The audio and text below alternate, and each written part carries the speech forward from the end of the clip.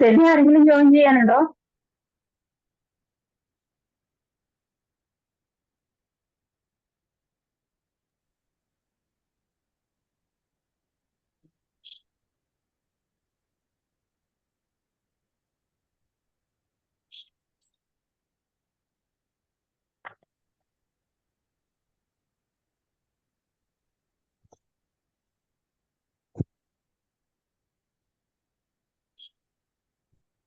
Okay, നമുക്ക് class start ചെയ്യാം.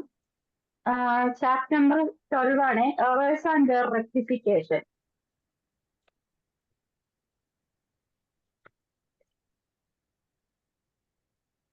അതായത് നമ്മള് 12.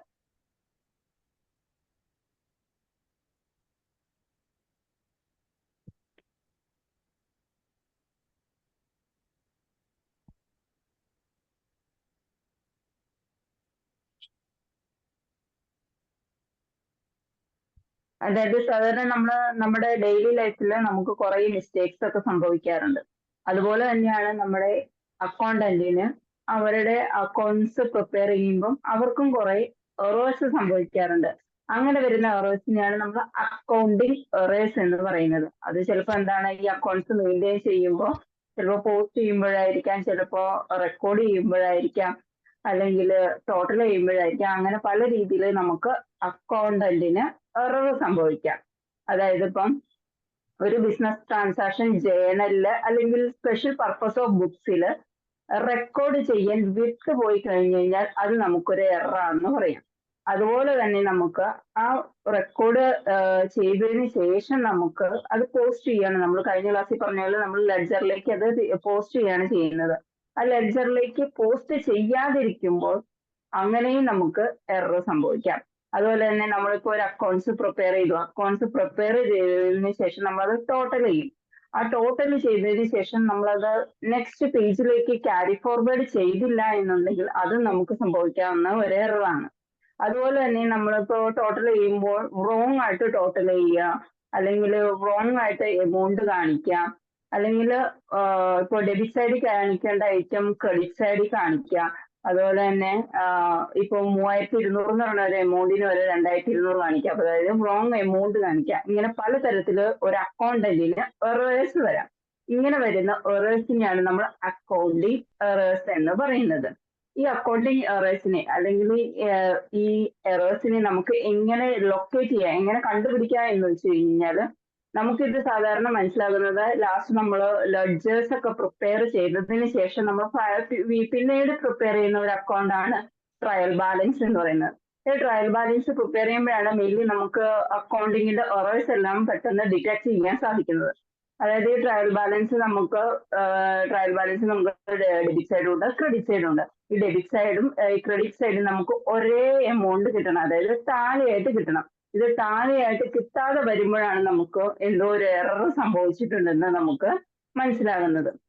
അതായത് ഇപ്പം അങ്ങനെ ഒരു ടോട്ടൽ ടാലി ആവാതെ വന്നു കഴിഞ്ഞു കഴിഞ്ഞാൽ നമുക്ക് ആ ഡിഫറൻസ് കിട്ടുന്ന ആ ഒരു എമൗണ്ട് ഏതെങ്കിലും അക്കൗണ്ടിന്റെ ഏതെങ്കിലും ഒരു ലെഡ്ജറിന്റെ ടോട്ടൽ ആണോ അല്ലെങ്കിൽ ബാലൻസ് ആണോ എന്ന് നമുക്ക് ചെക്ക് ചെയ്യാൻ സാധിക്കും. അതുപോലെ തന്നെ ഇപ്പൊ നമുക്ക് ആ സിമിലർ എമൗണ്ട് ഇപ്പൊ എത്രയാണോ എമൗണ്ട് ആ ഒരു എമൗണ്ട് നമ്മളിപ്പോ ഒരു ലെഡ്ജർ പ്രിപ്പയർ ചെയ്യാതെ പോയിട്ടുണ്ടോ എന്ന് നമുക്ക് ചെക്ക് ചെയ്യാൻ സാധിക്കും. അതായത് നമ്മൾ ഓൾറെഡി ജേണൽ പ്രിപ്പയർ ചെയ്ത് വെച്ചിട്ടുണ്ടാകും. അപ്പൊ അത് വെച്ചിട്ട് നമുക്ക് ആ ഒരു എമൗണ്ട്, ആ ഡിഫറൻസ് കിട്ടിയിരിക്കുന്ന ഒരു എമൗണ്ട് നമുക്ക് എവിടെയാണ് വിട്ടുപോയിട്ടുള്ളത് എന്ന് നമുക്ക് കണ്ടുപിടിക്കാൻ സാധിക്കും. അതുപോലെ തന്നെ നമുക്ക് ഒരുപാട് സ്പെഷ്യൽ പർപ്പസ് ഓഫ് ബുക്സ് നമ്മൾ പ്രിപ്പയർ ചെയ്യുന്നുണ്ട്. ആ പ്രിപ്പയർ ചെയ്യുന്ന ബുക്സ് ഒക്കെ വീണ്ടും എടുത്ത് റീചെക്ക് ചെയ്ത് കഴിഞ്ഞ് കഴിഞ്ഞാൽ നമുക്ക് ആ ഒരു എമൗണ്ട് അല്ലെങ്കിൽ ആ ഒരു എറർ എവിടെയാണ് സംഭവിച്ചിരിക്കുന്നത് എന്ന് നമുക്ക് കണ്ടുപിടിക്കാൻ സാധിക്കും. അതുപോലെ തന്നെ നമ്മളിപ്പോ ഏതെങ്കിലും ഒരു അക്കൗണ്ട് ബാലൻസ് ചെയ്തതിൽ മിസ്റ്റേക്ക് സംഭവിച്ചതാണെന്ന് അറിയാൻ വേണ്ടി നമ്മൾ വീണ്ടും ആ അക്കൗണ്ട്സ് ഒക്കെ എടുത്തൊന്ന് എന്ത് ചെയ്യാം, ബാലൻസ് ചെയ്ത് നോക്കാൻ സാധിക്കും. എന്നിട്ട് നമുക്ക് ഡിഫറൻസ് ഒന്നും എവിടെയും ട്രേസ് ചെയ്യാൻ സാധിച്ചില്ല എന്നുണ്ട് എങ്കിൽ ചിലപ്പോൾ നമ്മൾ ജേണലിൽ നിന്ന് എടുത്ത് ലെഡ്ജറിലേക്ക് പോസ്റ്റ് ചെയ്തപ്പോൾ സംഭവിച്ചതായിരിക്കാം, അല്ലെങ്കിൽ സ്പെഷ്യൽ പർപ്പസ് ഓഫ് ബുക്സിലേക്ക് പോസ്റ്റ് ചെയ്യുമ്പോൾ സംഭവിച്ചതായിരിക്കാം. അപ്പൊ അത് എവിടെയാണെന്ന് നമുക്ക് എന്ത് ചെയ്യാം, ഇതെല്ലാം വെരിഫൈ ചെയ്ത് കഴിയുമ്പോൾ നമുക്ക് കണ്ടുപിടിക്കാൻ സാധിക്കും. ഇങ്ങനെയൊക്കെ നമുക്ക് ട്രയൽ ബാലൻസ് വെച്ച് നമുക്കിത് ട്രയൽ ബാലൻസിന്റെ എമൗണ്ട് ഡിഫറൻസ് വന്ന് അതിലൊരു എറർ ഉണ്ടെന്ന് നമുക്ക് കിട്ടിക്കഴിഞ്ഞ് കഴിഞ്ഞാൽ നമ്മൾ ഈ രീതിയിലൊക്കെ അതിനെ ലൊക്കേറ്റ് ചെയ്തെടുക്കാൻ സാധിക്കും. പക്ഷെ ഇതൊന്നുമല്ല. ഇപ്പോ ട്രയൽ ബാലൻസിന്റെ എമൗണ്ട് ഡെബിറ്റ് സൈഡും ക്രെഡിറ്റ് സൈഡും ഒക്കെ ടാലിയാണ്. അപ്പൊ നമ്മൾ വിചാരിക്കുക എന്താണ്, ഓക്കെ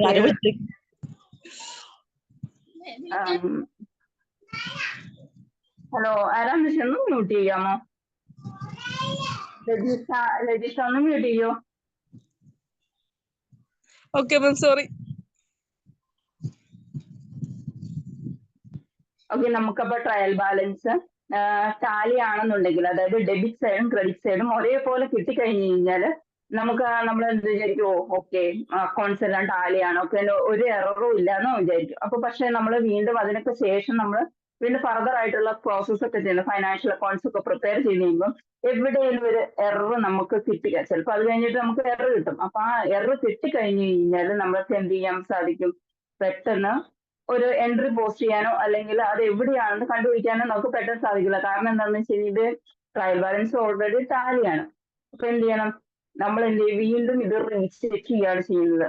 അതായത് ഈ ട്രാൻസാക്ഷൻ എവിടെയാണ് ഒമിഷൻ ചെയ്തത്, അല്ലെങ്കിൽ എവിടെയാണ് വിട്ടുപോയത്, ജേണലിലാണോ സ്പെഷ്യൽ പർപ്പസ് ഓഫ് ബുക്സിലാണോ, അത് എവിടെയാണ് വിട്ടുപോയത്, അല്ലെങ്കിൽ ഒരു എൻട്രി ആണോ വിട്ടുപോയത്, അല്ലെങ്കിൽ ഒരു സൈഡ് ഒരു ക്രെഡിറ്റ് സൈഡ് ആണോ അല്ലെങ്കിൽ ഒരു ഡെബിറ്റ് സൈഡ് ആണോ വിട്ടുപോയത്, അത് ഇതിന് പകരം വേറൊരു എമൗണ്ട് ആണോ കാണിച്ചിരിക്കുന്നത്, അങ്ങനെ ഏത് തരത്തിൽ, അല്ലെങ്കിൽ പോസ്റ്റ് ചെയ്യുന്നതിൽ എന്തെങ്കിലും ഇൻകറക്ഷൻ വന്നതാണോ, അല്ലെങ്കിൽ ഇപ്പോ ഒരു ഐറ്റം സെയിൽസിന് പകരം പർച്ചേസ് ആണോ റെക്കോർഡ് ചെയ്തത്, അങ്ങനെ ഏത് തരത്തിലാണെന്ന് നമ്മൾ ഇപ്പം ബാലൻസ് എഗ്രി ചെയ്താലല്ലേ ബാലൻസ്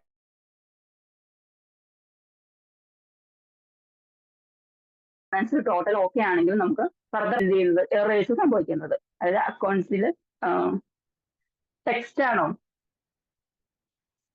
ടെക്സ്റ്റ് ആണെങ്കിൽ പേജ് നമ്പർ 230.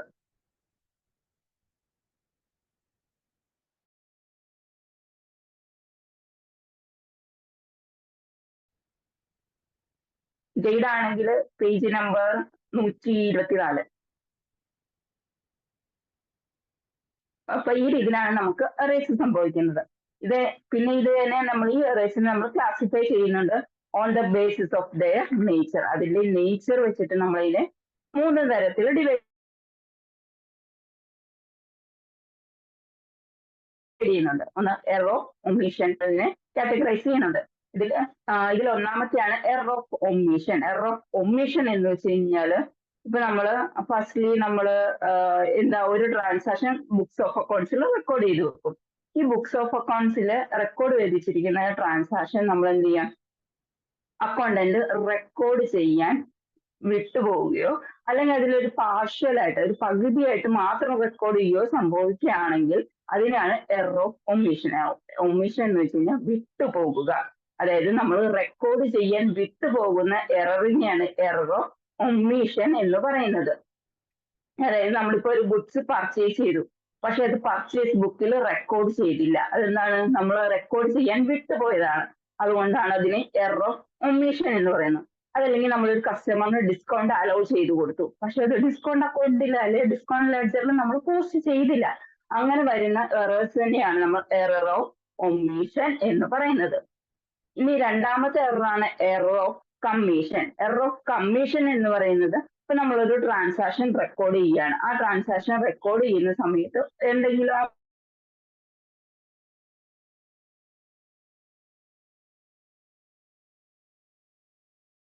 റെക്കോർഡ് ചെയ്യുന്ന പ്രോസസ്സിൽ ഒരു കുറച്ച് രീതികളിൽ 2-3 രീതികളിൽ ഈ എറർ ഓഫ് കമ്മീഷൻ സംഭവിക്കാം. അതായത് error of committed by recording transaction in the special purpose of books. അതായത് സ്പെഷ്യൽ പർപ്പസ് ഓഫ് ബുക്സിലേക്ക് ട്രാൻസാക്ഷൻ റെക്കോർഡ് ചെയ്യുമ്പോൾ സംഭവിക്കുന്ന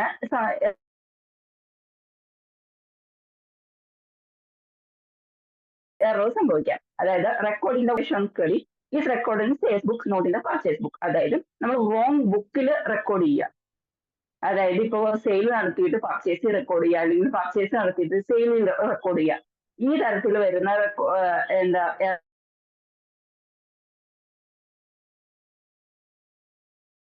എറർ എന്ന് പറയുന്ന എറർ കമ്മീഷനാണ് കാണിക്കുന്നത്. ഞാൻ ഓൾറെഡി ആദ്യമേ ഇൻട്രൊഡക്ഷൻ പറഞ്ഞ പോലെ തന്നെയാണ് നമ്മൾ റോങ് എമൗണ്ട് കാണിക്കുക. ഇപ്പൊ 4200 എന്ന് പറയുന്ന ഒരു എമൗണ്ടിന് 2400 കാണിക്കുക. അങ്ങനെ റോങ് എമൗണ്ട് വഴി നമുക്ക് എന്താ എറർ ഓഫ് കമ്മീഷൻ സംഭവിക്കാം. അതല്ല എന്നെങ്കിൽ റോങ് ടോട്ടലിംഗ്, അതായത് നമ്മളിപ്പോ സ്പെഷ്യൽ പർപ്പസ് ബുക്സ് അല്ലെങ്കിൽ അക്കൗണ്ട്സ് ഒക്കെ നമ്മൾ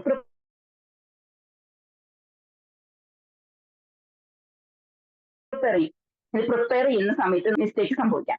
അതായത് ഇപ്പം ടോട്ടൽ എമൗണ്ടിനേക്കാൾ കൂടുതൽ ആക്ച്വൽ എമൗണ്ട് വരികയോ അല്ലെ ആക്ച്വൽ എമൗണ്ടിനേക്കാൾ കൂടുതൽ ടോട്ടൽ എമൗണ്ട് വരികയോ ചെയ്യുന്ന കേസസിലാണ് നമുക്ക് റോങ് എറർ സംഭവിക്കുന്നത്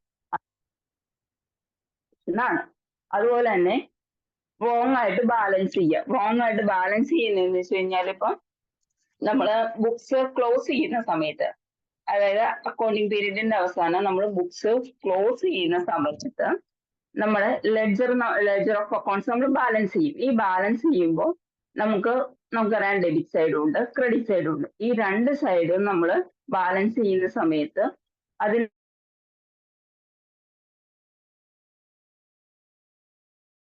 റോങ് ആയിട്ട് നമ്മൾ കാൽക്കുലേറ്റ് ചെയ്യുകയാണ്. ബാലൻസ് ചെയ്യുന്ന സമയത്തും ഒരു ഡിഫറൻസ് കിട്ടി. അതായത് ആക്ച്വൽ ഒരു 1600 ഉണ്ടാകുന്നുള്ളൂ, പക്ഷെ നമ്മൾ ബാലൻസ് നമ്മൾ ഫോർവേഡ് ചെയ്തപ്പോഴത്തേക്ക് 1800 ആയി എന്നുണ്ടെങ്കിൽ അത് നമുക്ക് റോങ് ബാലൻസിങ് ആണെന്ന് പറയാം.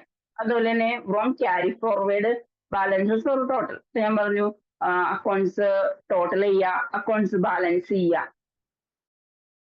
അപ്പൊ അങ്ങനെ വരുന്ന കേസസിലൊക്കെ നമ്മളിപ്പം ഒരു പേജിൽ നിന്ന് നെക്സ്റ്റ് പേജിലേക്ക് ക്യാരി ഫോർവേഡ് ചെയ്യുന്ന സമയത്ത് നമ്മൾ ഒരു എമൗണ്ടിൽ ഡിഫറൻസ് വരുത്തിക്കോ അല്ലെങ്കിൽ പേജ് മാറിപ്പോവുകയോ ഒക്കെ ചെയ്യുകയാണെന്നുണ്ടെങ്കിൽ അത് നമുക്ക് എന്താണ് എറർ ഓഫ് കമ്മീഷൻ ആണ്.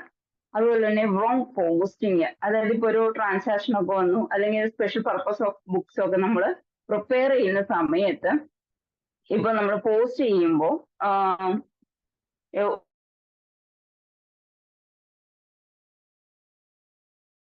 ഒരു അക്കൗണ്ടിൽ അപ്പൊ പർച്ചേസ് ചെയ്യുമ്പോൾ നമ്മൾ അല്ലെങ്കിൽ 2 പ്രാവശ്യമായിട്ട് റെക്കോർഡ് ചെയ്യുകയാണെങ്കിലോ ഇങ്ങനെ വരുന്ന സമയത്ത്, അതായത് ഒരു അക്കൗണ്ടിൽ റെക്കോർഡ് ചെയ്യുന്നതിന് നമ്മൾ 2 അക്കൗണ്ടിലൊക്കെ റെക്കോർഡ് ചെയ്യുകയാണെങ്കിൽ അല്ലെങ്കിൽ പോസ്റ്റ് ചെയ്യുകയാണെന്നുണ്ടെങ്കിൽ അത് റോങ് പോസ്റ്റിംഗ് ആണ്.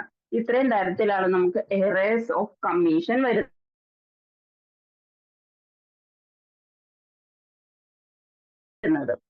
നെക്സ്റ്റ് വരുന്ന ഒരു എററാണ് കോമ്പൻസേറ്റിംഗ് എറർ. കോമ്പൻസേറ്റിംഗ് എറർ എന്ന് പറയുന്നത് ഇപ്പോൾ ഒരേ സമയം 2 എറർ വരുന്നത്, അതായത് ഡെബിറ്റ് സൈഡിലും എറർ വരും ക്രെഡിറ്റ് സൈഡിലും എറർ വരും. ഒന്നിൽ കൂടുതൽ എറേഴ്സ് വരുന്നതിനെയാണ് നമ്മൾ കോമ്പൻസേറ്റിംഗ് എറേഴ്സ് എന്ന് പറയുന്നത്. അതായത് ഡെബിറ്റ് സൈഡിൽ വരുന്ന അതേ എറർ തന്നെ ക്രെഡിറ്റ് സൈഡിലും വരിക. അങ്ങനെ വന്നു കഴിയുമ്പോഴത്തേക്കും അതും ക്യാൻസൽ ആയി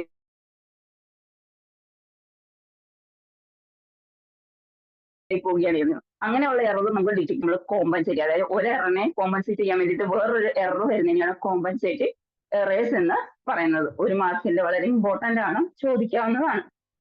പിന്നെ എറർ ഓഫ് പ്രിൻസിപ്പിൾ, മൂന്നാമത്തെ എററാണ് error of principle. Error of principle എന്ന് വെച്ച് കഴിഞ്ഞാൽ ഇപ്പം ഇൻകം ആൻഡ് എക്സ്പെൻഡിച്ചർ അക്കൗണ്ട് ഒക്കെ അല്ലെങ്കിൽ ക്യാപിറ്റൽ ആൻഡ് റവന്യൂ കാറ്റഗറീസ് ഒക്കെ ആയിട്ട് നമുക്ക് എന്ത് ചെയ്യാം, ഈ ഇതിനെ നമ്മൾ ഡിവൈഡ് ചെയ്യുന്നുണ്ട്. അതായത് ഇതൊക്കെ നല്ല ഒരു പ്രിൻസിപ്പിൾസിന്റെ ബേസിസിലാണ് നമ്മൾ പ്രിപ്പയർ ചെയ്യുന്നത്.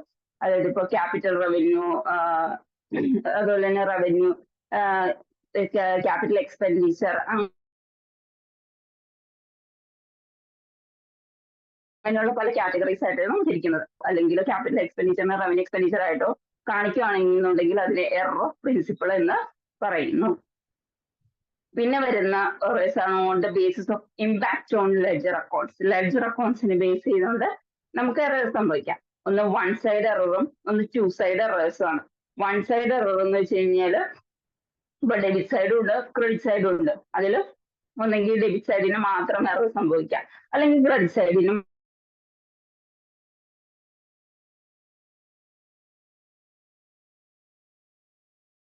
മാത്രം എറർ സംഭവിക്കാം. അങ്ങനെയുള്ള എറേഴ്സ് ഞാൻ ഉണ്ട്. ഈ 2 സെപ്പറേറ്റ് അക്കൗണ്ട്സിലും 2 സൈഡിലും എറർ സംഭവിക്കുകയാണെന്നുണ്ടെങ്കിൽ അതിന് 2 സൈഡ് എറേഴ്സ് എന്ന് പറയും.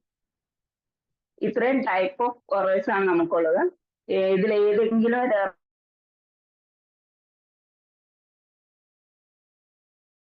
എറർ മനസ്സിലാവാത്തുണ്ടെങ്കിൽ പറയാം.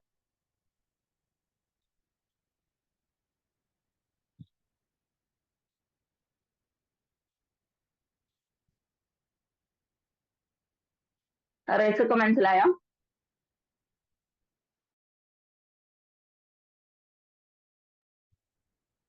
മനസ്സിലായി മനസ്സിലായി. ഓക്കെ.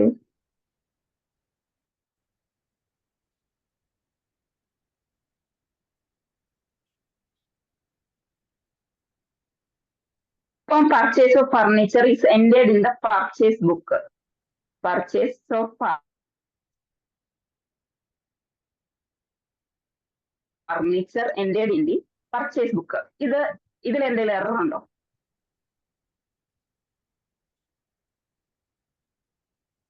പറയാൻ ബുദ്ധിമുട്ടുള്ളവര് ശ്രദ്ധിച്ചാൽ മതി.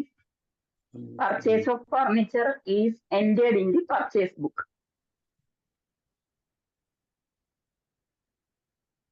ശരിയല്ലേ? ശരിയാണോ? Purchase of furniture is under the purchase book.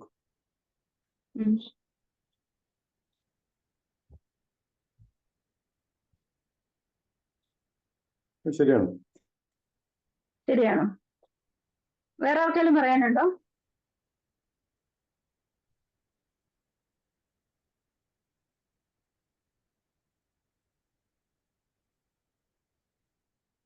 എന്നത് തെറ്റാണ്. Purchase of furniture is entered in the purchase book അല്ല. പർച്ചേസ് ഓഫ് ഫർണിച്ചർ പർച്ചേസ് അക്കൗണ്ടിലല്ല റെക്കോർഡ് ചെയ്യുന്നത്, ഫർണിച്ചർ അക്കൗണ്ടിലാണ് റെക്കോർഡ് ചെയ്യുന്നത്. സോ അത് എറർ ഓഫ് പ്രിൻസിപ്പിൾ ആണ്. അതായത് നമ്മൾ അസറ്റുകൾ അല്ലെങ്കിൽ പർച്ചേസ് എന്ന് പറയുന്നത് ബുക്സ്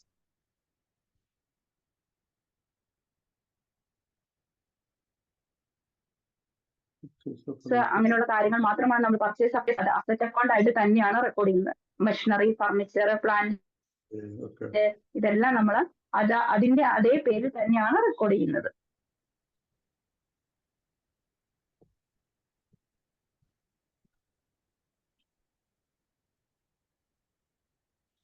മനസ്സിലായോ? മനസ്സിലായി. Repairs of building is debited to building account.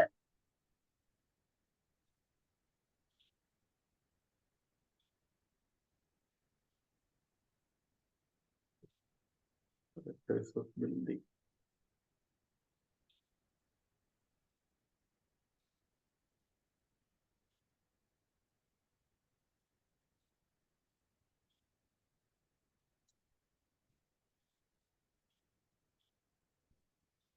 Maintenance അക്കൗണ്ടിലാണോ?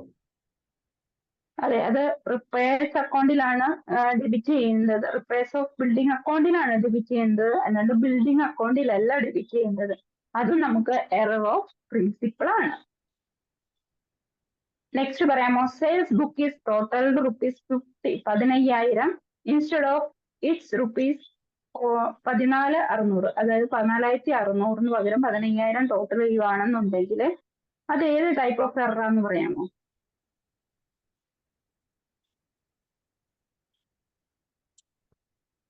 കുറച്ച് ശരിക്കും ശ്രദ്ധിക്കാം. Sales book is totalled rupees 15,000 instead of it's rupees 14,600.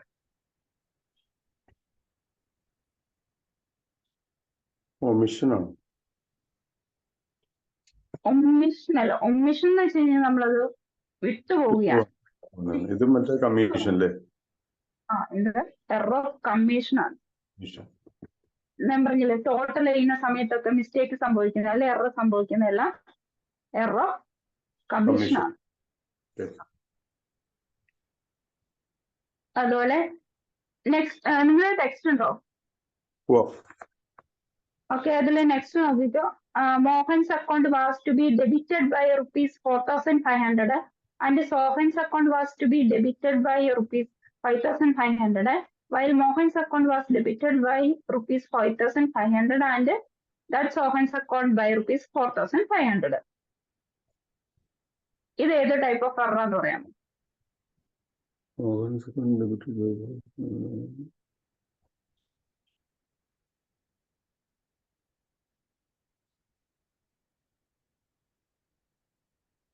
അങ്ങോട്ടും മാറിപ്പോയതാണ്.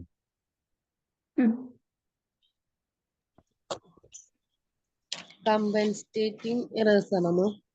അതന്നെ, കോമ്പൻസേറ്റിംഗ് എറർ ആണ്.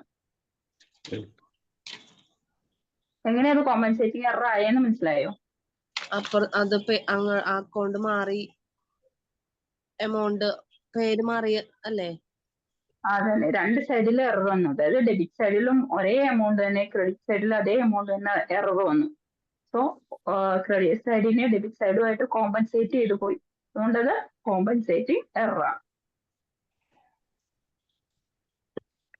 ഓക്കെ. പിന്നെ ഈ എററൊക്കെ സംഭവിച്ചതിന് ശേഷം നമുക്ക് എന്ത് ചെയ്യാം? ഇതിങ്ങനെ എററായിട്ട് തന്നെ ഇരിക്കാൻ സാധിക്കില്ലല്ലോ, നമുക്കതിനെ റെക്ടിഫൈ ചെയ്യണം. ആ റെക്ടിഫൈ ചെയ്യുന്ന എങ്ങനെയാണെന്നാണ് പറയുന്നത്.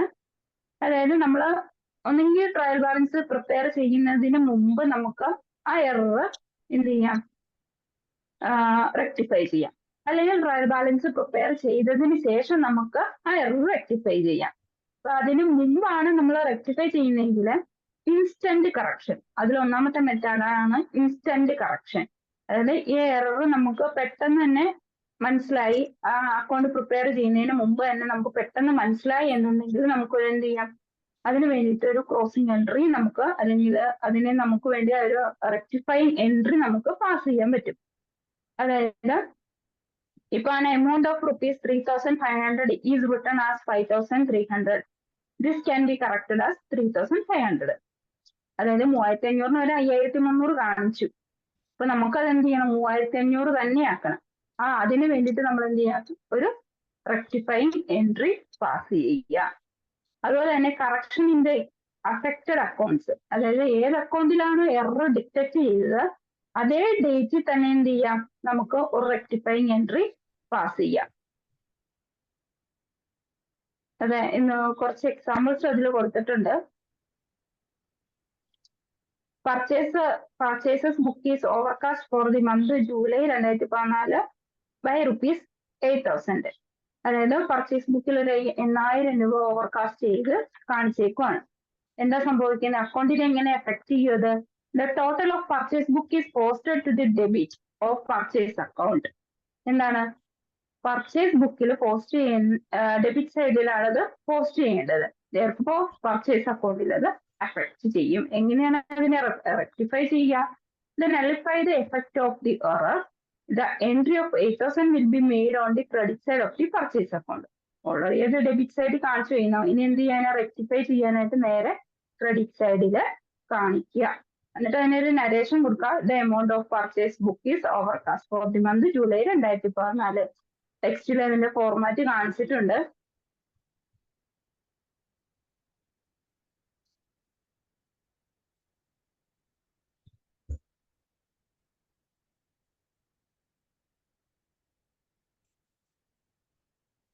അതില് പേജ് നമ്പർ 238 എടുക്കാമോ?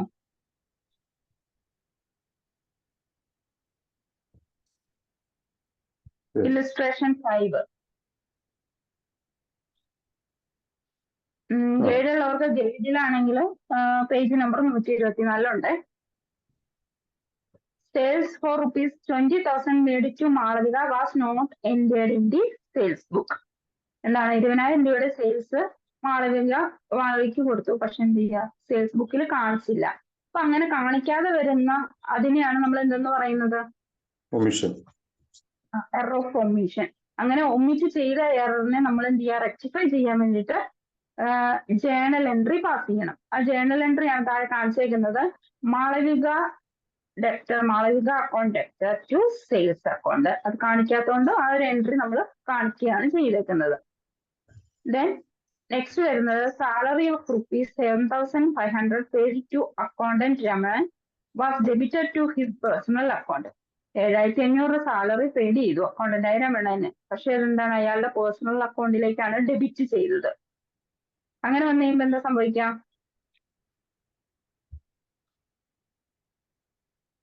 സാലറി അക്കൗണ്ടിലാണ് ഓൾറെഡി കാണിക്കേണ്ടത്, പേഴ്സണൽ അക്കൗണ്ടിലല്ല. ഓൾറെഡി അത് സാലറി അക്കൗണ്ടിലേക്ക് കാണിക്കുക. സാലറി അക്കൗണ്ട് ടു രമണൻ എന്ന് പറഞ്ഞുകൊണ്ട് ആ എമൗണ്ട് കാണിക്കുക. Then old furniture sold for ₹2,800 was entered in the sales book. ഞാൻ ഓൾറെഡി പറഞ്ഞു, ഫർണിച്ചർ ഒക്കെ സെയിൽസ് ബുക്കിൽ അല്ലെങ്കിൽ പർച്ചേസ് ബുക്കിൽ അങ്ങനെയൊന്നും കാണിക്കില്ല. അത് അതിന്റെ ബുക്കിൽ തന്നെയാണ് കാണിക്കുള്ളൂ.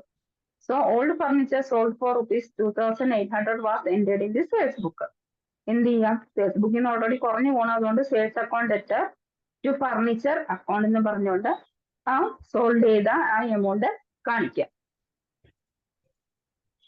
Then next carriage paid rupees 500 on purchase of machine was debited to carriage account. അതായത് ഒരു മെഷീൻ പർച്ചേസ് ചെയ്ത് കഴിഞ്ഞപ്പോൾ ഒരു 500 രൂപയുടെ ക്യാരേജ് വന്നു. ആ ക്യാരേജ് നമ്മൾ കൊടുത്തു. അത് ക്യാരേജ് അക്കൗണ്ടിലാണ് ഡെബിറ്റ് ചെയ്തത്. എന്ത് ചെയ്യാം?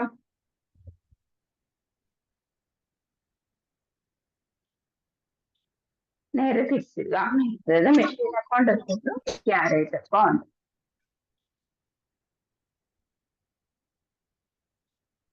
Cash rupees 15,000 paid to creditor. Adilya Ghosh was debited to Praful Ghosh account. അതായത് 50,000 രൂപയുടെ ക്യാഷ് ക്രെഡിറ്റർക്ക് പേ ചെയ്തു. പക്ഷെ ഇതെന്താണ് വേറൊരാളുടെ അക്കൗണ്ടിൽ, പ്രത്യുഷ് ഘോഷ് എന്ന് പറയുന്ന ഒരാളുടെ അക്കൗണ്ടിലേക്കാണ് ഡെബിറ്റ് ചെയ്തത്. അങ്ങനെ വന്നു കഴിയുമ്പോൾ എന്ത് ചെയ്യാം? ഡെബിറ്റ് വന്നത് നേരെ തിരിച്ചിടുക, ക്രെഡിറ്റ് ഇടുക. അപ്പൊ ആർക്കാണ് വേണ്ടത്? Athulya Ghosh account to Praful Ghosh account. Rectifying journal entry pass ചെയ്യുന്ന മനസ്സിലായോ? എന്താണോ വേണ്ടത് ആ എൻട്രി പാസ് ചെയ്യാം, അത്രേ ഉള്ളൂ. പിന്നെ ഇങ്ങനെ ഒരു എറർ സംഭവിച്ചു കഴിഞ്ഞാൽ ഇപ്പൊ നമ്മള് സെയിം അക്കൗണ്ടിന്റെ ഓപ്പോസിറ്റ് അക്കൗണ്ട്സിലേക്കൊക്കെ നമ്മൾ പോസ്റ്റ് ചെയ്തു. ഇതല്ലാതെ നമുക്ക് വേറൊരു മെത്തേഡ് യൂസ് ചെയ്യാം. ഇതെല്ലാം കൂടി നമ്മളൊരു സസ്പെൻസ് അക്കൗണ്ട് ആയിട്ട് ഓപ്പൺ ചെയ്യും. അതായത് ഇത് എവിടെയാണ് എറർ വന്നത് നമുക്ക് പെട്ടെന്ന് കണ്ടുപിടിക്കാൻ സാധിച്ചില്ല എന്നുണ്ടെങ്കിൽ നമ്മൾ എന്ത് ചെയ്യാം? ഒരു സസ്പെൻസ് അക്കൗണ്ട് ഓപ്പൺ ചെയ്യും. ഈ സസ്പെൻസ് അക്കൗണ്ടിലേക്കായിരിക്കും നമ്മൾ ആ റെക്ടിഫൈങ് എൻട്രി പാസ് ചെയ്യുന്നത്.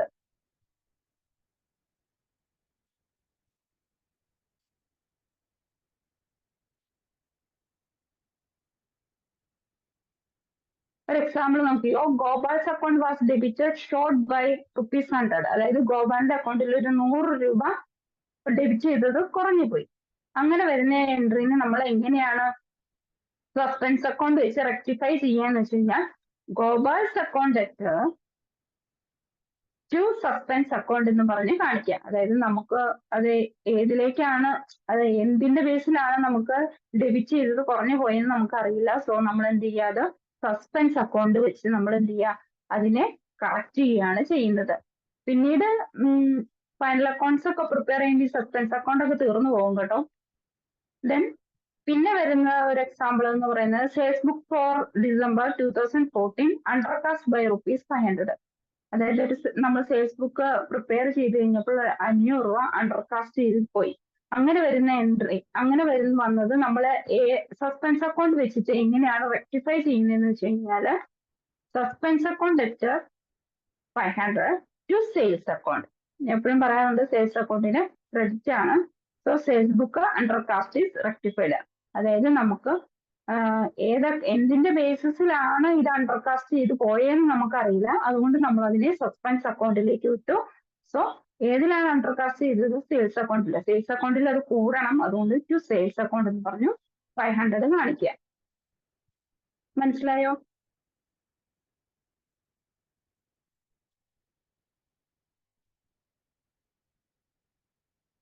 മനസ്സിലായോ?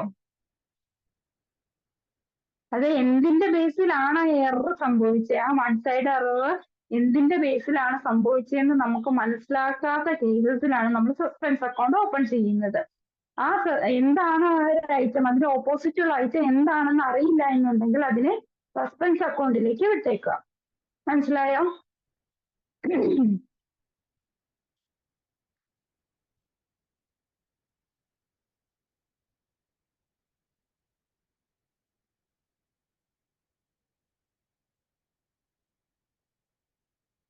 മനസ്സിലായി ഞാൻ വിചാരിക്കുന്നു. ആരും റെസ്പോണ്ട് ചെയ്യുന്നില്ല.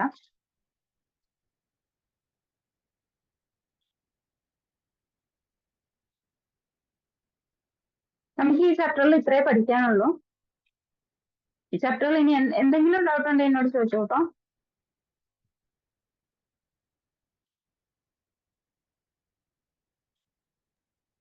മാം ഈ ചാപ്റ്ററിന്റെ അല്ല, നമ്മള് സെയിൽസ് ബുക്കിന്റെ ഡീറ്റെയിൽസ് ഒക്കെ നേരത്തെ എടുത്തായിരുന്നോ?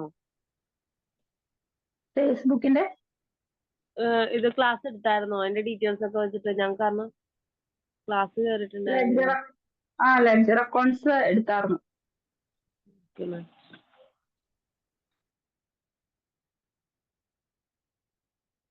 നെക്സ്റ്റ് വരുന്ന ചാപ്റ്റർ ആണ് computer and computerised accounting system.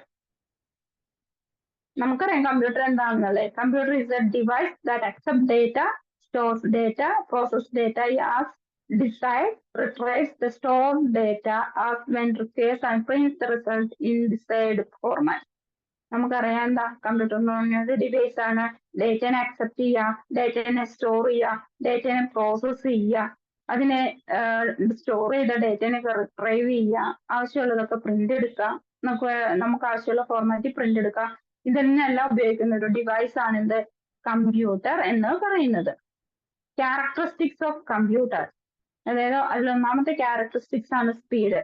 നമുക്കറിയാലേ മനുഷ്യനേക്കാൾ കൂടുതൽ, അതായത് മില്യൺ കണക്കിന് ഡേറ്റാസ് സെക്കൻഡ് സമയത്തിനുള്ളിൽ നമുക്ക് പ്രോസസ്സ് ചെയ്തെടുക്കാൻ പറ്റുന്ന അല്ലെങ്കിൽ ആക്സസ് ചെയ്തെടുക്കാൻ പറ്റുന്ന ഒന്നാണ് എന്ത് കമ്പ്യൂട്ടർ. സോ അതുകൊണ്ട് കമ്പ്യൂട്ടർ എന്താണ് വളരെ സ്പീഡിയാണ്, അല്ലെങ്കിൽ വളരെ സ്പീഡായിട്ട് നമുക്ക് എന്ത് ചെയ്യാം എടുക്കാവുന്നതാണ്. ദെൻ നെക്സ്റ്റ് വരുന്ന സ്റ്റോറേജ് ആണ്. Computer have very large storage capacity. അറിയാലേ കമ്പ്യൂട്ടറിന് ലാർജ് സ്റ്റോറേജ് കപ്പാസിറ്റി ഉണ്ട്. ദെൻ ആക്യുറസി, നമുക്കറിയാം മനുഷ്യനേക്കാൾ കൂടുതൽ നല്ല കൃത്യതയോടുകൂടി കമ്പ്യൂട്ടർ എന്ത് ചെയ്യാം കാൽക്കുലേറ്റ് ചെയ്യുക അല്ലെങ്കിൽ പെർഫോം ചെയ്യുകയോ ചെയ്യും. പിന്നെ നമ്മൾ എന്തെങ്കിലും ഒരു കൊടുക്കുന്ന ഇൻപുട്ടിന് എന്തെങ്കിലും എറർ വന്നാൽ മാത്രമേ അവരെന്ത് ചെയ്യുള്ളൂ കമ്പ്യൂട്ടർ നമുക്ക് എറർ ചെയ്യുള്ളൂ, അല്ലെങ്കിൽ അത് വളരെ ആക്യുറേറ്റ് റിസൾട്ട് ആയിരിക്കും തരുന്നത്. പിന്നെ ഡിലിജൻസ് ആയിരിക്കും. മനുഷ്യനെ പോലെ ഒന്നല്ല, എന്താണ് അതിന് യാതൊരു ടയേർഡോ അല്ലെങ്കിലോ ലാക്ക് ഓഫ് കോൺസെൻട്രേഷൻ ഒന്നും ഉണ്ടാവില്ല. എന്താണ് എത്ര ടൈം എടുത്തു കഴിഞ്ഞാൽ എന്താണ് യാതൊരു ടയേർഡ്നെസ്സും ഇല്ലാതെ നമുക്ക് റിസൾട്ട് അതിനനുസരിച്ചുള്ള സ്പീഡിൽ നമുക്ക് റിസൾട്ട് തന്നുകൊണ്ടേ ഇരിക്കും. അതുകൊണ്ട് തന്നെ കമ്പ്യൂട്ടർ എന്ന് പറയുന്നത് എന്താ ഡിലിജൻസ് ആണ്. പിന്നെ വേഴ്സാറ്റിലിറ്റി ഈ ഒരു പോയിന്റ് വളരെ ഇമ്പോർട്ടന്റ് ആട്ടോ. അതായത് നമുക്ക് 1 മാർക്കിന്റെ ഒക്കെ ക്വസ്റ്റ്യൻ ചോദിച്ചിട്ടുള്ളതാണ് വേഴ്സാറ്റിലിറ്റി എന്ന് പറയുന്നത്. കമ്പ്യൂട്ടർ എന്താ വൈഡ് റേഞ്ച് ഓഫ് രീതിയിൽ നമുക്ക് എന്ത് ചെയ്യാം ജോബ് പെർഫോം ചെയ്യുന്നത്. സ്പീഡാണ്, ആക്യുറസ് ആണ്, ഡിലിജൻസ് ആണ്. അതുപോലെ തന്നെ എന്താണ് ഏതൊരു ഓർഗനൈസേഷനിലും സെയിം കമ്പ്യൂട്ടർ ഉപയോഗിച്ചുകൊണ്ട് എന്ത് ചെയ്യാം അക്കൗണ്ട് ചെയ്യാം, അല്ലെങ്കിൽ ഗെയിംസ് പ്ലേ ചെയ്യാം, അല്ലെങ്കിൽ ഇലക്ട്രിസിറ്റി ബില്ല് പേ ചെയ്യാം, അല്ലെങ്കിൽ ഇമെയിൽ അയക്കാം. അങ്ങനെ പല തരത്തിലുള്ള കാര്യങ്ങൾ എന്താണ് കമ്പ്യൂട്ടർ ചെയ്യുന്നുണ്ട്. അത് wide range of jobs computer ചെയ്യുന്നുണ്ട്. അതുകൊണ്ടാണ് അതിനെ വേഴ്സാറ്റിലിറ്റി എന്ന് പറയുന്നത്. അതായത് കമ്പ്യൂട്ടറിന് വേഴ്സാറ്റിലിറ്റി എന്ന് ഉദ്ദേശിക്കുന്നത് ഹാവിങ് വൈഡ് റേഞ്ചോ അല്ലെ വൈഡ് വെറൈറ്റി ഓഫ് സ്കിൽസ് എന്നാണ് വേഴ്സാറ്റിലിറ്റി എന്ന വേർഡ് കൊണ്ട് ഉദ്ദേശിക്കുന്നത്. അതുകൊണ്ട് തന്നെ കമ്പ്യൂട്ടറിന് എന്താ വളരെ ഒരു കാര്യമല്ല ഒരുപാട് കാര്യങ്ങൾ ചെയ്യാനായിട്ട് സാധിക്കും. Communication computer are being used as powerful communication tool. അല്ലെ നമുക്ക് ഓഫീസിലാണെങ്കിൽ ഒരു കമ്പ്യൂട്ടറിൽ നിന്ന് അല്ലെങ്കിൽ മറ്റൊരു കമ്പ്യൂട്ടറിലേക്ക് കമ്മ്യൂണിക്കേഷൻ ചെയ്യുന്ന ഒരു കേബിൾ ഉപയോഗിച്ചോ അല്ലെങ്കിൽ നെറ്റ്വർക്ക് ഉപയോഗിച്ചോ ഒക്കെ നമുക്ക് കമ്മ്യൂണിക്കേറ്റ് ചെയ്യാവുന്നതാണ്. Processing power computer have come a long way today. They began are more prototypes research. എന്താണ് പണ്ടൊക്കെ നമുക്ക് എന്താണ് ലബോറട്ടറീസോ അങ്ങനെയുള്ള ബിസിനസ് ഓർഗനൈസേഷൻ ഒക്കെ ഹെൽപ്പ് ചെയ്യാൻ വേണ്ടിയിട്ട് മാത്രമാണ് നമ്മൾ എന്ത് ചെയ്തത് കമ്പ്യൂട്ടർ ഒക്കെ ഉപയോഗിച്ചുകൊണ്ടിരുന്നത്. പക്ഷെ ഇന്ന് അങ്ങനെയാണോ? ഏതൊരു കാര്യം എടുത്താലും അല്ലെങ്കിൽ ചെറിയൊരു കുട്ടിയുടെ കയ്യിലാണെങ്കിൽ എന്താണ് കമ്പ്യൂട്ടർ ഉണ്ട്. അതുകൊണ്ട് അതിന്റെ എവല്യൂഷൻ ഇന്ന് അതിന്റെ എവല്യൂഷൻ കോഴ്സൊക്കെ വളരെ കൂടുതലാണ്. സോ അത് ഫാസ്റ്റ് ആണ്, ഇന്ന് വളരെ സ്മോളർ ആണ്, വളരെ ചീപ്പർ റേറ്റിലൊക്കെ കിട്ടുന്നതാണ് എന്ത് കമ്പ്യൂട്ടർ എന്ന് പറയുന്നത്. ഇത്രയാണ് ഇതിന്റെ ക്യാരക്ടറിസ്റ്റിക്സ്. ജസ്റ്റ് ഒന്ന് അറിഞ്ഞിരുന്നാൽ മതി. ഇതിൽ ആ ചെറിയ പോയിന്റ്സ് ഒക്കെ വേഴ്സാറ്റിലിറ്റി, കമ്മ്യൂണിക്കേഷൻ അങ്ങനെ പറഞ്ഞ കുറച്ച് പോയിന്റ്സ് ഒക്കെ ഒന്ന് അറിഞ്ഞിരിക്കുക. അതിന്റെ പ്രോസസിങ് പവർ ഇതൊക്കെ ജസ്റ്റ് ഒരു 1 മാർക്കിന്റെ ഒക്കെ ചോദിക്കാവുന്നതേ ഉള്ളൂ. ജസ്റ്റ് ഒന്ന് വായിച്ചു വിട്ടാൽ മതി. പിന്നെ മെയിനായിട്ട് ഇതിന്റെ വരുന്നത് കോമ്പോണൻസ് ആണ്. കോമ്പോണൻസിൽ വളരെ ഇമ്പോർട്ടന്റ് ആയിട്ടുള്ള ഒന്നാണ് ഇൻപുട്ട് നമുക്കറിയാലേ നമ്മൾ കമ്പ്യൂട്ടറിലേക്ക് കൊടുക്കുന്ന ഡേറ്റ അല്ലെങ്കിൽ ആ ഇൻഫർമേഷനെയാണ് എന്ത് ഇൻപുട്ട് എന്ന് പറയുന്നത്. ഈ ഇൻപുട്ട് കൊടുക്കുന്ന എന്താണ് നമുക്ക് കുറച്ച് ഡിവൈസസ് ഒക്കെ ഉപയോഗിച്ചുകൊണ്ടാണ് ഇൻപുട്ട് കൊടുക്കുന്നത്. ഏതൊക്കെ ഡിവൈസസ് ഉപയോഗിച്ചുകൊണ്ട് ഇൻപുട്ട് കൊടുക്കുന്നതെന്ന് പറയാമോ?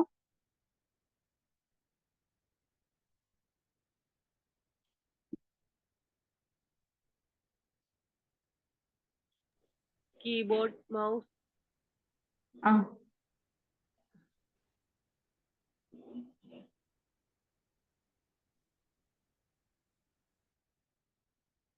വേറെ ഇൻപുട്ട് ഡിവൈസസ് സ്കാനർ.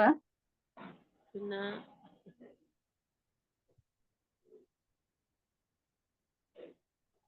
മെയിനായിട്ട് നമ്മൾ ഉപയോഗിക്കുന്നത് കീബോർഡ്, മൗസ്, സ്കാനർ ഇതൊക്കെയാണ്. അതുപോലെ തന്നെ മറ്റ് ടൈപ്പ് ഓഫ് യൂണിറ്റ്സ് നമ്മൾ ഉപയോഗിക്കുന്നുണ്ട്. Magnetic tape, magnetic disk, light pen, barcode reader, smart card reader, ഇങ്ങനെ കുറച്ച് ഇൻപുട്ട് ഡിവൈസസുകളും നമ്മൾ ഉപയോഗിക്കുന്നുണ്ട്. എന്തിന്? ഇൻപുട്ട്, കമ്പ്യൂട്ടറിലേക്ക് ഇൻപുട്ട് പ്രൊവൈഡ് ചെയ്യാൻ വേണ്ടിയിട്ട്. ഈ ഡിവൈസസിന്റെ ഒക്കെ പേര് തന്നിട്ട് ഇത് ഇൻപുട്ട് ഡിവൈസസ് ആണോ ഔട്ട്പുട്ട് ഡിവൈസസ് ആണോ എന്നൊക്കെയാണ് ചോദിക്കുന്നത്. ചിലപ്പോൾ ക്രോസ് മാച്ച് ചെയ്യാനൊക്കെ ആയിരിക്കും ചോദിക്കുന്നത് കേട്ടോ. പിന്നെ വരുന്നത് സെൻട്രൽ പ്രോസസിംഗ് യൂണിറ്റ്. നമുക്കറിയാം CPU എന്താണ്, കമ്പ്യൂട്ടറിന്റെ അല്ലെ, എന്താണ് കമ്പ്യൂട്ടറിന്റെ ബ്രെയിൻ ആണെന്ത് CPU എന്ന് പറയുന്നത്. നമ്മൾ കൊടുത്തിരിക്കുന്ന ഇൻഫർമേഷൻസ് അല്ലെങ്കിൽ നമ്മുടെ ആ പ്രോസസ് ചെയ്തിരിക്കുന്ന കാര്യങ്ങളെല്ലാം എന്ത് ചെയ്യുന്നത്, സ്റ്റോർ ചെയ്ത് വെച്ചിരിക്കുന്നത്, അല്ലെങ്കിൽ ഫോട്ടോസ്, ഗ്രാഫിക്സ് അല്ലെങ്കിൽ ഡേറ്റ ഒക്കെ നമ്മൾ കൊടുക്കുന്ന ഇൻഫർമേഷൻ അനുസരിച്ച് പ്രോഗ്രാം ഒക്കെ ചെയ്തു തരുന്നത് എന്താണ്, CPU ആണ്. ഇതിനെ നമ്മൾ കൺട്രോൾ യൂണിറ്റ് എന്നും മെമ്മറി യൂണിറ്റ് എന്നൊക്കെ പറഞ്ഞ് ഡിവൈഡ് ചെയ്യുന്നുണ്ട്. അതുപോലെ അരിത്തമെറ്റിക്കൽ ലോജിക്കൽ യൂണിറ്റ് എന്ന് പറഞ്ഞ് ഡിവൈഡ് ചെയ്യുന്നുണ്ട്. ഇതൊക്കെ ജസ്റ്റ് ഒന്ന് വായിച്ചു വിട്ടാൽ മതി. ദെൻ ഔട്ട്പുട്ട് യൂണിറ്റ് എന്താണ്, നമ്മൾ കൊടുത്ത് ഡേറ്റ പ്രോസസ്സ് ചെയ്തതിന് ശേഷം എന്താണ് നമുക്ക് ഔട്ട്പുട്ട് ആയിട്ട് കിട്ടുകയാണ് ചെയ്യുന്നത്. അതായത് നമുക്ക് യൂസർക്ക് മനസ്സിലാകുന്ന രീതിയിൽ അത് ഔട്ട്പുട്ട് ഡിവൈസസ് ഉപയോഗിച്ചുകൊണ്ട് നമുക്ക് കിട്ടുകയാണ് ചെയ്യുന്നത്. അതായത് മോണിറ്റർ, പ്രിന്റർ അല്ലെങ്കിൽ വിഷ്വൽ ഡിസ്പ്ലേ യൂണിറ്റ് ഒക്കെ വഴി നമുക്ക് ഔട്ട്പുട്ട് കിട്ടുകയാണ് ചെയ്യുന്നത്. കുറച്ച് ഇൻപുട്ട് യൂണിറ്റും കുറച്ച് ഔട്ട്പുട്ട് യൂണിറ്റും ഏതൊക്കെയാണെന്നൊന്ന് പഠിച്ചു വെച്ചോട്ടോ. നിങ്ങൾക്ക് ഈ കമ്പ്യൂട്ടറൈസ്ഡ് അക്കൗണ്ടിംഗ് സിസ്റ്റത്തിന്റെ ലിമിറ്റേഷൻസ് എന്താണെന്ന് അറിയാമോ?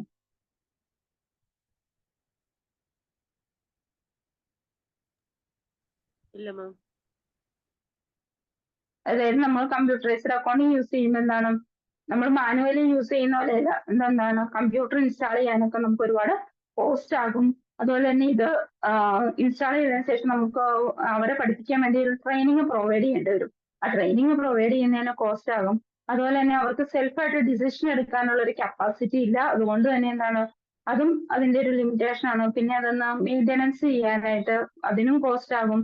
പിന്നെ നമ്മുടെ ഹെൽത്തിനൊക്കെ വളരെ ഡേഞ്ചർ ആണെന്ത് കമ്പ്യൂട്ടർ എന്ന് പറയുന്നത്. ഇതൊക്കെയാണ് ഇതിന്റെ ലിമിറ്റേഷൻസ് എന്ന് പറയുന്നത്.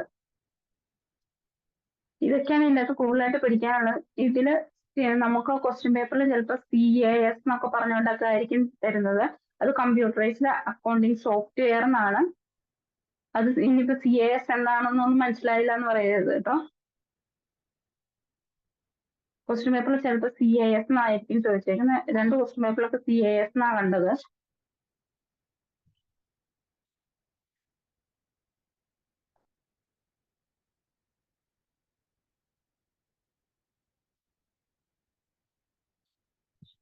പിന്നെ അതിൽ അക്കൗണ്ടിങ് സോഫ്റ്റ്വെയർസ് എന്ന് പറയുന്നൊരു ഇത് കൊടുത്തിട്ടുണ്ട്. ഒന്ന് റെഡിമെയ്ഡ് സോഫ്റ്റ്വെയർ, പിന്നെ വരുന്നത് customised software, tailor made software. 3 തരത്തിലുള്ള സോഫ്റ്റ്വെയർസ് ആണ് നമുക്കുള്ളത്, അക്കൗണ്ടിങ് സോഫ്റ്റ്വെയർസ്. റെഡിമെയ്ഡ് സോഫ്റ്റ്വെയർസ് എന്ന് വെച്ച് കഴിഞ്ഞാൽ ഇപ്പം സോഫ്റ്റ്വെയർസ് കമ്പനിയൊക്കെ കറക്റ്റ് ആ ഒരു ഇതിന് വേണ്ടിയിട്ട് ഇപ്പൊ വാറ്റിനോ അല്ലെങ്കിൽ GSTക്കൊക്കെ വേണ്ടിയിട്ട് ഒരു സോഫ്റ്റ്വെയർ ഓൾറെഡി ഡിസൈൻ ചെയ്ത് വെച്ചിട്ടുണ്ടാകും. അതേ ആ സോഫ്റ്റ്വെയർ നമ്മൾ റെഡിമെയ്ഡ് ആയിട്ട് വാങ്ങി അത് ഉപയോഗിക്കുന്നതാണ് റെഡിമെയ്ഡ് സോഫ്റ്റ്വെയർ. അത് നമുക്ക് അതിൽ ചേഞ്ചസ് വരുത്താനൊന്നും സാധിക്കില്ല. അത് ജസ്റ്റ് അതിനു വേണ്ടി മാത്രം ഉപയോഗിക്കാനായിട്ട് സാധിക്കുള്ളൂ. അതായത് ഇപ്പൊ ടാലി, ബിസി അങ്ങനെ വരുന്ന സോഫ്റ്റ്വെയർസ് ഒക്കെ ഇല്ലേ, അതൊക്കെ നമുക്ക് എങ്ങനെയാണോ സോഫ്റ്റ്വെയർ കമ്പനി ഉണ്ടാക്കി വെച്ചേക്കുന്നത് അത് അതേപടി യൂസ് ചെയ്യാൻ പറ്റുന്നതാണ്. അതാണ് നമുക്ക് റെഡിമെയ്ഡ് സോഫ്റ്റ്വെയർ എന്ന് പറയുന്നത്. ഇനി കസ്റ്റമൈസ്ഡ് സോഫ്റ്റ്വെയർ. ഇപ്പൊ നമ്മൾ ഈ റെഡിമെയ്ഡ് സോഫ്റ്റ്വെയർ മേടിച്ചു, ആ റെഡിമെയ്ഡ് സോഫ്റ്റ്വെയർ മേടിച്ചതിന് ശേഷം അതിൽ നമുക്ക് ആവശ്യമായിട്ടുള്ള എന്തെങ്കിലുമൊക്കെ ചേഞ്ചസ് വരുത്തണം എന്നുണ്ടെങ്കിൽ അത് ചേഞ്ചസ് വരുത്താൻ പറ്റുന്ന തരത്തിലുള്ള സോഫ്റ്റ്വെയർ ആണ് കസ്റ്റമൈസ്ഡ് സോഫ്റ്റ്വെയർ. ഇപ്പൊ നമുക്ക് പറയാം, ഒരു കടക്കാരൻ ഇൻവോയ്സ് ചെയ്യുന്ന പോലെയല്ല വേറൊരു കടക്കാരൻ ഇൻവോയ്സ് ചെയ്യുന്നത്. അപ്പൊ ആ ഇൻവോയ്സിങ്ങിന്റെ ഫോർമാറ്റിലൊക്കെ ചേഞ്ചസ് വരുത്തുക. അതുപോലെ തന്നെ ടോട്ടലിങ്ങിന്റെ രീതിയിൽ ചേഞ്ചസ് വരുത്തുക. അപ്പം നിങ്ങൾ ചിലപ്പോൾ ബില്ലൊക്കെ കണ്ടിട്ടുണ്ടാവും, ചിലപ്പോൾ 5%, 12% GST എന്നൊക്കെ പറഞ്ഞ് താഴെ കാണിക്കുന്നത്. അപ്പൊ അതിലൊക്കെ ചേഞ്ചസ് വരുത്താം, അതിന്റെ ആ ഫോർമാറ്റിലൊക്കെ ചേഞ്ചസ് വരുത്താനായിട്ട് നമുക്ക് കസ്റ്റമൈസ്ഡ് സോഫ്റ്റ്വെയർ വെച്ചിട്ടാണ് സാധിക്കുന്നത്. റെഡിമെയ്ഡ് സോഫ്റ്റ്വെയർ വെച്ചിട്ട് സാധിക്കില്ല. പിന്നെ Taylor made software. Tailor made software എന്ന് വെച്ച് കഴിഞ്ഞാൽ ഇപ്പൊ നമുക്ക് ആവശ്യത്തിനുള്ള സോഫ്റ്റ്വെയർ നമ്മൾ പറയുന്ന രീതിയിൽ സോഫ്റ്റ്വെയർസ് കമ്പനി അല്ലെങ്കിൽ ആ ഡെവലപ്പേഴ്സിനോട് നമ്മൾ പറഞ്ഞ ആ രീതിയിൽ നമ്മൾ ഡെവലപ്പ് ചെയ്തെടുക്കണം. അവർ ഡെവലപ്പ് ചെയ്ത് നമുക്ക് തരുന്ന സോഫ്റ്റ്വെയർ ആണ് ടൈലർ മെയ്ഡ് സോഫ്റ്റ്വെയർ എന്ന് പറയുന്നത്. ഇങ്ങനെ 3 തരത്തിലുള്ള സോഫ്റ്റ്വെയർസ് ആണ് നമുക്കുള്ളത്. വളരെ ഇമ്പോർട്ടന്റ് ആണ് ഈ 3 തരത്തിലുള്ള സോഫ്റ്റ്വെയർസ് ഏതൊക്കെയാണെന്ന് പഠിച്ചേക്കണം കേട്ടോ.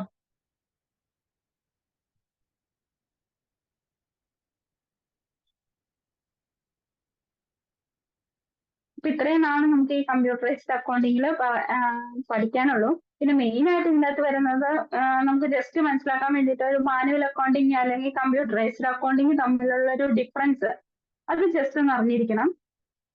നിങ്ങൾക്ക് ആർക്കെല്ലാം അറിയാമോ? നിങ്ങൾക്ക് ജസ്റ്റ് പറയാമോ മാനുവൽ അക്കൗണ്ടിങ് അല്ലെങ്കിൽ കമ്പ്യൂട്ടറൈസ്ഡ് അക്കൗണ്ടിങ് തമ്മിലുള്ള ഡിഫറൻസ്?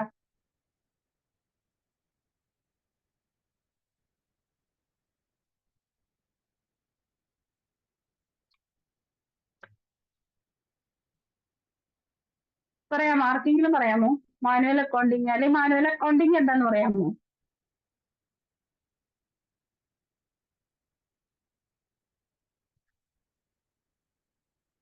ആരും റെസ്പോണ്ട് ചെയ്യുന്നില്ല.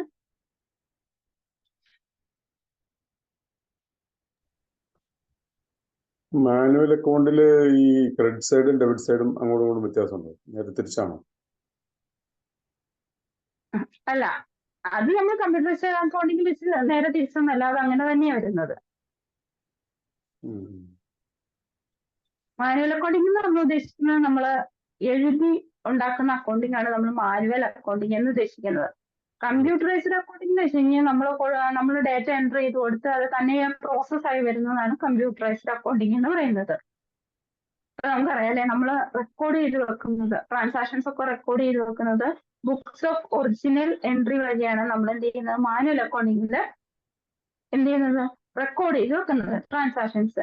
കമ്പ്യൂട്ടറൈസ്ഡ് അക്കൗണ്ടിങ്ങിലാണ് നമ്മൾ ഡേറ്റ കണ്ടന്റ് ഉപയോഗിച്ചുകൊണ്ട് ട്രാൻസാക്ഷൻസ് കൊടുക്കുകയാണ് ചെയ്യുന്നത്. അപ്പൊ അതിനനുസരിച്ച് ഏത് സോഫ്റ്റ്വെയർ ആണോ അതിനനുസരിച്ച് അത് ഡിസൈൻ ചെയ്ത് അതിന്റെ ഡാറ്റാബേസ് അനുസരിച്ച് അത് ഡിസൈൻ ചെയ്ത് വരികയാണ് ചെയ്യുന്നത്. പിന്നെ classification. Transactions are recorded in the books of original entry are further classified by posting them in the ledger accounts. നമുക്കറിയാം, നമ്മളിപ്പോ പഠിച്ച അതേ പ്രോസസ് ആണ്. നമ്മൾ ജേണൽ പ്രിപ്പയർ ചെയ്തതിന് ശേഷം അതിൽ നിന്ന് അക്കൗണ്ട്സ് പ്രിപ്പയർ ചെയ്ത് ലെഡ്ജറിലേക്ക് നമ്മൾ എന്ത് ചെയ്യുക, പോസ്റ്റ് ചെയ്യുകയാണ് ചെയ്യുന്നത്. ഇതെന്താണ് ഈ result in transaction data duplicity. അതായത് നമ്മൾ ലെഡ്ജറിൽ എൻട്രി ചെയ്യണം, നമ്മൾ ജേണലിൽ എൻട്രി ചെയ്യണം. അപ്പൊ എന്താണ്, അവിടെ ഡ്യൂപ്ലിസിറ്റി ആണ് വരുന്നത്, 2 പ്രാവശ്യം എൻട്രി ചെയ്യാണ് ചെയ്യുന്നത്. പക്ഷെ കമ്പ്യൂട്ടറൈസ്ഡ് അക്കൗണ്ടിങ്ങിൽ അങ്ങനെയല്ല. നമ്മൾ എന്താണ്, നമ്മൾ ഇപ്പം എൻട്രി പാസ് ചെയ്തതിന് ശേഷം അത് തന്നെ പ്രോസസ്സായി ഓൾറെഡി അതൊരു ലെഡ്ജർ ആയിട്ട് അവിടെ തന്നെ ഫോം ചെയ്ത് വരും. അവിടെ ഒരു പ്രാവശ്യം ഡേറ്റ എൻട്രി ചെയ്താൽ മതി, 2 പ്രാവശ്യം ഡേറ്റ എൻട്രി ചെയ്യേണ്ട ആവശ്യം അവിടെ വരുന്നില്ല. അതുകൊണ്ട് തന്നെ അവിടെ എന്താണ്, ഡ്യൂപ്ലിസിറ്റി ഇല്ല. Summarizing.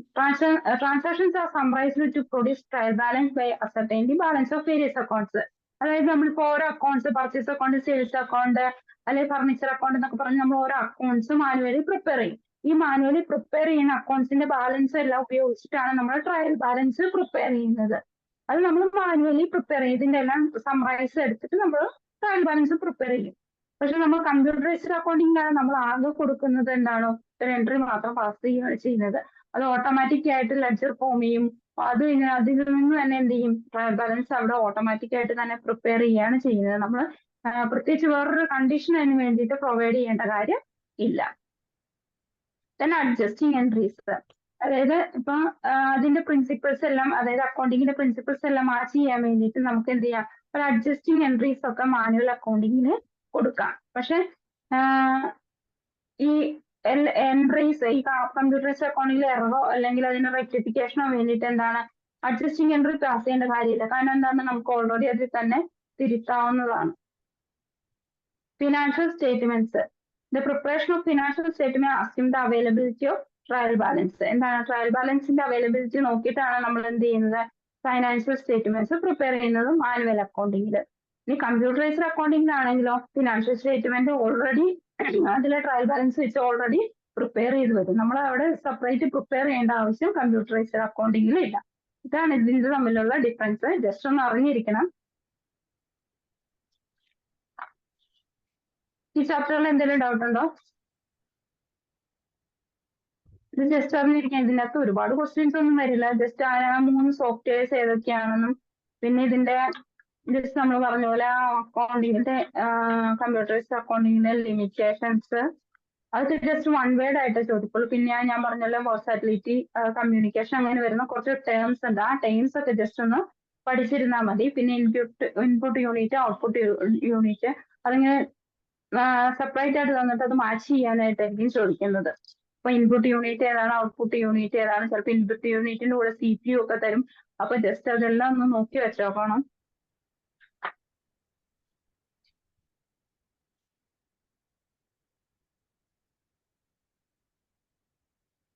ഈ ചാപ്റ്റർ ക്ലിയർ ആയോ? അല്ലെ, വൺ വേർഡ് ചോദ്യങ്ങൾക്കൊക്കെ ഒന്ന് പറഞ്ഞുതരാമോ? Computer is A fast data dash electronic machine. Answer ചെയ്യാമോ? കമ്പ്യൂട്ടർ ഇസ് എ ഫാസ്റ്റ് ഏത് ഡേറ്റ. പേജാ? പേജ് നമ്പർ എത്ര?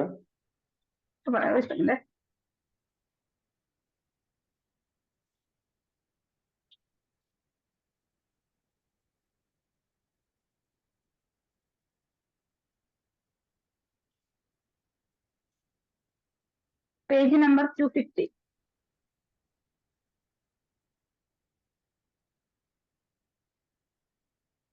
ആൻസർ ചെയ്യാമോ? ആ കിടക്കുന്ന questions. Computer is A fast data dash electronic machine.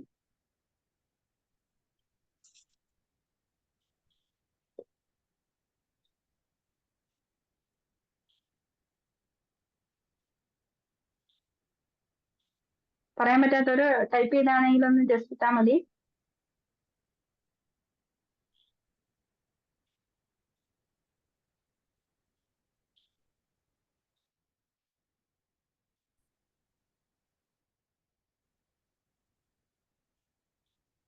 അറിയാമോ?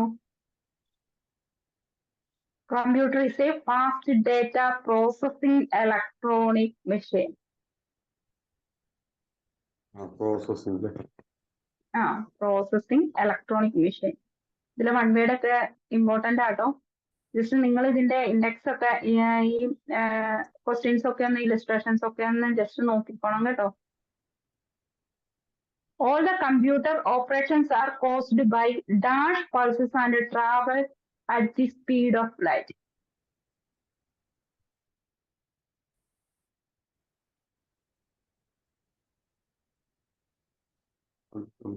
All the computer operations are caused by dash pulses and travels at the speed of light.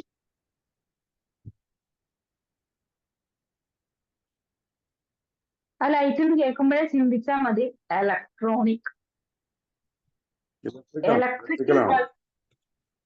electrical pulses and travels at the speed of light. Okay.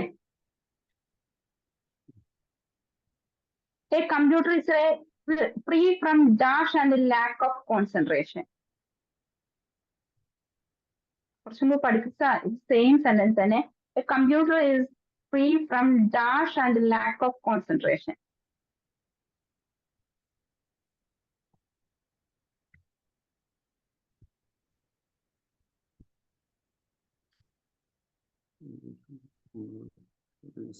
Diligence ഒന്ന് എടുത്ത് നോക്കി. Diligence. Free from tiredness. Tiredness. Computers are being used by powerful dash tools.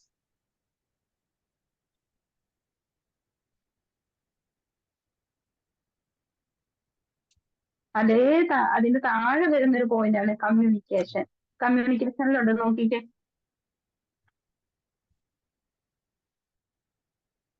Powerful communication tools. Powerful communication tools. The mostly used input devices are keyboard. നമ്മൾ പറഞ്ഞതാ. വേറെ ഏത് device ആണ് വരുന്നത്? Keyboard, scanner അല്ലാണ്ട് വേറെ ഇൻപുട്ട് ഡിവൈസ് പറഞ്ഞേ? Mouse. Central processing unit is to computer as the dash is to human body. എന്താണ്?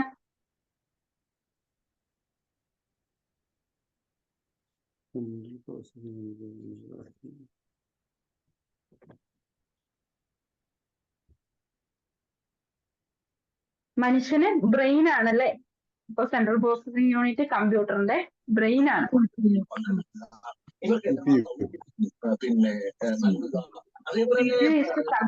കമ്പ്യൂട്ടറിന് CPU ആണ്. പക്ഷെ മനുഷ്യന് എന്താണ്? ബ്രെയിൻ ആണ്. The commonly used output devices include printer അല്ലാണ്ട് വേറൊരു ഇൻപുട്ട് ഔട്ട്പുട്ട് യൂണിറ്റ് പറഞ്ഞേ. മോണിറ്റർ.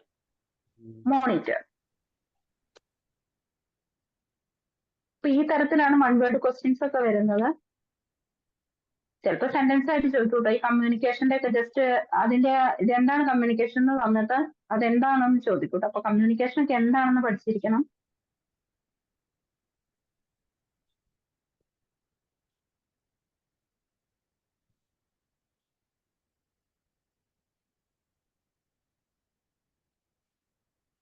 ഇനി വേറെ ക്വസ്റ്റ്യൻസ് വേണമെന്നുണ്ടെങ്കിൽ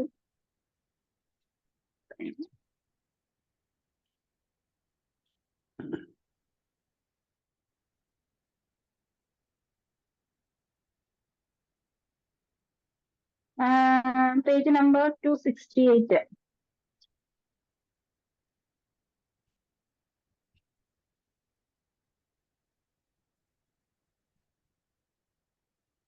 Computer hardware and dash needs to be updated from time to time. Hardware അല്ലാണ്ട് കമ്പ്യൂട്ടറിന് വേറെന്താ ഉള്ളത്?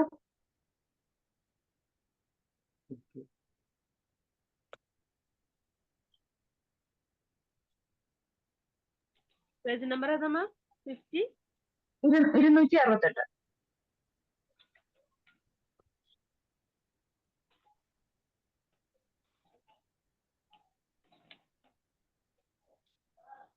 കമ്പ്യൂട്ടറിന് ഹാർഡ്വെയർ അല്ലാതെ പിന്നെ വരുന്നത് സോഫ്റ്റ്വെയർ ആണ്. The dash cannot make a decision itself like human being.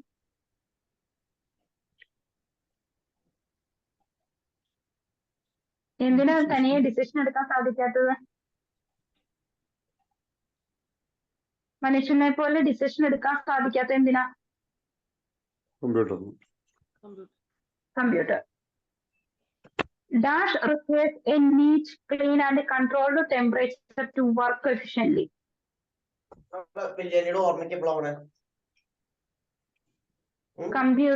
കമ്പ്യൂട്ടറിനാണ് എന്താണ് നീറ്റ് ആയിട്ട് ക്ലീൻ ആയിട്ട് കൺട്രോൾഡ് ആയിട്ടുള്ള ഒരു ടെമ്പറേച്ചർ വേണം എന്താ വർക്ക് ചെയ്യാനായിട്ട്. The most popular system of recording of accounting transaction is Dash.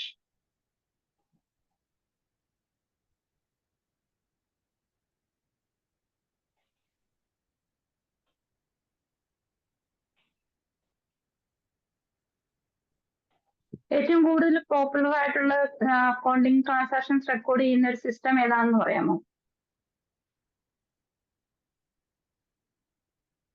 Manual accounting system ആട്ടോ. The computerized accounting uses the concept of Dash. Computerized accounting use ചെയ്യുന്ന കൺസെപ്റ്റ് ഏതാണെന്ന് അറിയാമോ?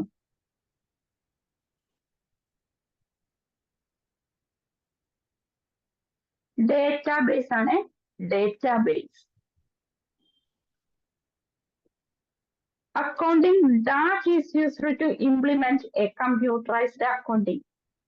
Accounting Dash is used to implement a computerized accounting.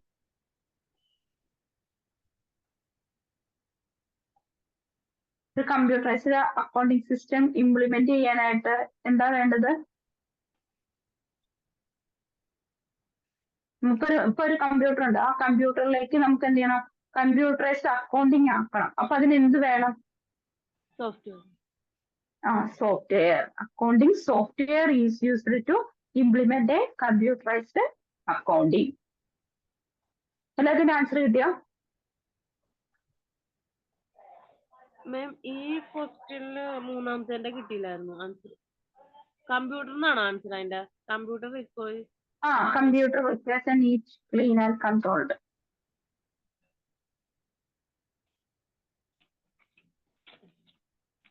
Next page എടുത്തോളാം. 270. പെട്ടെന്ന് നോക്കാം.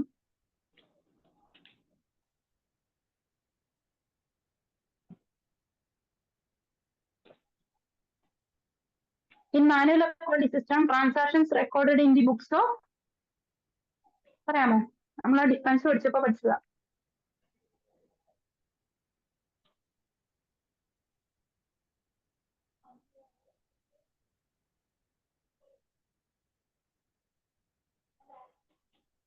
In manual accounting system പറയാമോ?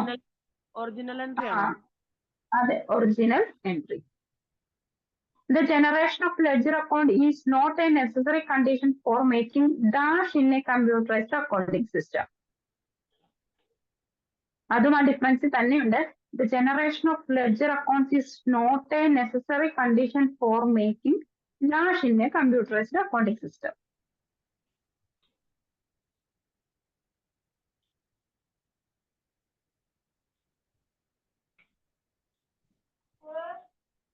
ഇത് financial accounting prepare ചെയ്യാനായിട്ട് മെയിൻ ആയിട്ട് എന്ത് വേണമെന്നാണ് ഞാൻ പറഞ്ഞത്? ഓർമ്മയുണ്ടോ? അതായത് നമുക്ക് മാനുവലി ട്രയൽ ബാലൻസ് ഉണ്ടെങ്കിൽ മാത്രമേ ഫൈനാൻഷ്യൽ അക്കൗണ്ട്സ് പ്രിപ്പയർ ചെയ്യാനായിട്ട് സാധിക്കുള്ളൂ. ഇതിന്റെ ആൻസർ എന്ന് പറയുന്നത് ട്രയൽ ബാലൻസ് ആണ്. The generation of ledger accounts is not a necessary condition for making trial balance. ഞാൻ പറഞ്ഞില്ലേ, നമ്മളൊരു ജനറൽ എൻട്രി ഇതിൽ പാസ് ചെയ്ത് കഴിഞ്ഞാൽ ഓട്ടോമാറ്റിക് ആയിട്ട് ട്രയൽ ബാലൻസ് അവിടെ വന്നോളൂ.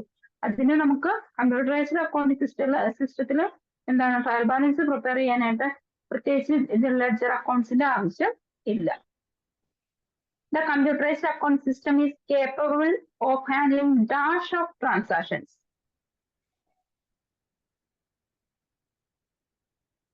Computerized accounting system is capable of handling dash of transaction. എന്താണ് നമുക്ക് കമ്പ്യൂട്ടറൈസ്ഡ് അക്കൗണ്ടിങ്ങിൽ കുറച്ച് ട്രാൻസാക്ഷൻ ആണ് ഹാൻഡിൽ ചെയ്യാൻ സാധിക്കുന്നത്?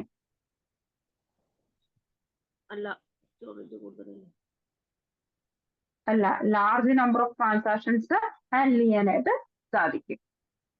അതിന്റെ ആൻസർ ലാർജ് നമ്പർ എന്നാണ്. The dash accounting system is capable of offering quick and quality reporting. ഏതായിരിക്കും? മാനുവൽ അക്കൗണ്ടിംഗ് സിസ്റ്റം ആണോ കമ്പ്യൂട്ടറൈസ്ഡ് അക്കൗണ്ടിംഗ് സിസ്റ്റം ആണോ? The dash accounting system is capable of offering quick and quality reporting. Computer accounting. Computerized accounting system. Computerized accounting system offers dash facility to store transaction data. Computerized accounting system offers dash facility to store transaction data.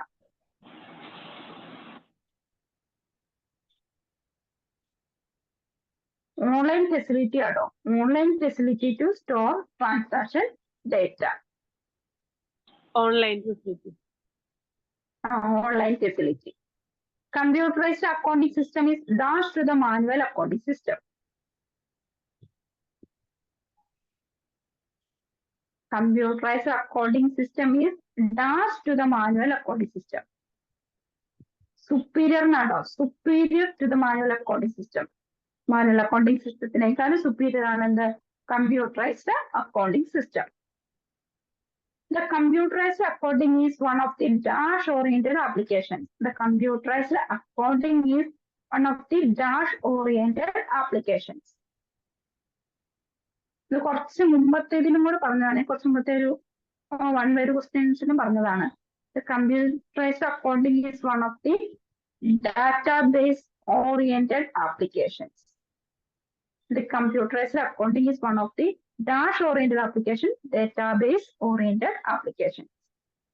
എല്ലാ ആൻസറും കിട്ടിയോ? Okay. ഇത് ഈ 2 chapter just നന്നായിട്ടൊന്ന് വായിച്ചോണം കേട്ടോ. എന്നിട്ട് doubt എന്തെങ്കിലും ഉണ്ടെങ്കിൽ next ക്ലാസ്സിൽ ചോദിക്കണേ. എടുക്കുന്ന കാര്യങ്ങൾ മനസ്സിലാവുന്നുണ്ടോ?